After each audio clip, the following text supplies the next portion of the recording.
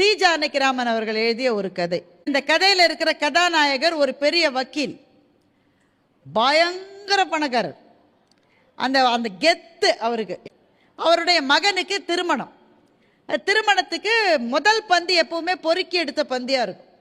நல்ல வசதியானவங்க, பணக்காரங்க, பதவியில் இருக்கிறவங்க, இவங்கள்லாம் அந்த முதல் பந்தியில் உட்காந்துருக்காங்க.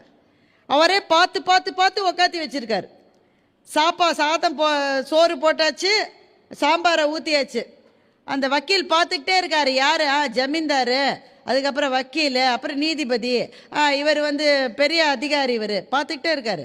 திடீர்னு பார்த்தா ஒரு பரதேசி அங்கே உட்காந்துருக்கான். அவன் பார்த்த உடனே தெரியுது, பிச்சைக்காரர் என்பது பார்த்த உடனே தெரியுது. எப்படியோ இந்த பந்தியில் உள்ள உட்காந்து ஒரு கவலை சோத்தை எடுத்து வாயில் வைக்கவும் வச்சுட்டான். வக்கீல் பார்த்து அப்படி எழுப்பிட்டார். எப்படிடா உள்ள வந்த?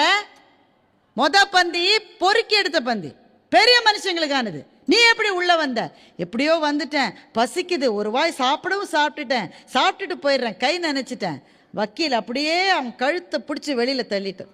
நீ சாப்பிடுறியா? எங்க வீட்டில் முதல் பந்தியில் ஓரமா நில்ல, எல்லாரும் சாப்பிட்டு முடிச்சதா, பாக்கி இருந்தா தரேன். அப்ப அந்த பரதேசி சொன்னதா டி. ஜானகிராமன் எழுதிட்டாரு.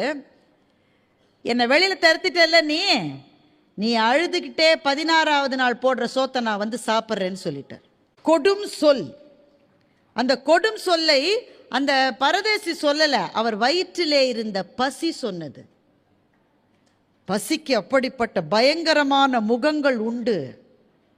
அவர் சொல்லிட்டார். என்ன சொன்ன நீ அப்படின்னு வக்கீல் எழுந்து அடிக்க போறாரு. அதுக்குள்ள அந்த பரதேசி போயிட்டான். கல்யாண பையன் ரிசப்ஷன்ல நல்லா உட்காந்து பாட்டு கேட்டுட்டு இருந்தவன், எனக்கு என்னவோ போல கஷ்டமா இருக்கு அப்பா, நான் போய் படுத்துக்கிறேன், தலை சுத்துதுன்னா. அன்னிலிருந்து ஆரம்பிச்சுது. போகாத டாக்டர் இல்லை, பார்க்காத வைத்தியம் இல்லை, வரவழைக்காத மெடிசன் இல்லை. என்ன செஞ்சு என்ன? அன்றைக்கு திருமணமான அந்த பையன் 2-3 நாட்களிலேயே இறந்து விடுகின்றான். அதில் அந்த சடங்கெல்லாம் முடிச்சு எல்லாருக்கும் சாப்பாடு போடுற நாள் அன்னைக்கு வக்கீல் சொல்றாரு, அவன் இன்னைக்கு வருவான்னு சொல்றாரு. யாரு? பரதேசி. அவன் இன்னைக்கு வருவான். அதே மாதிரி அவன் நின்னான். உனக்கு எப்படி முன்னாடியே தெரிஞ்சுது இங்க வீட்டில் இது நடக்க போகுதுன்னு? நீ அன்னைக்கு சொன்ன, நீ சாபம் போட்டதுனால தானையா இப்படி ஆச்சு.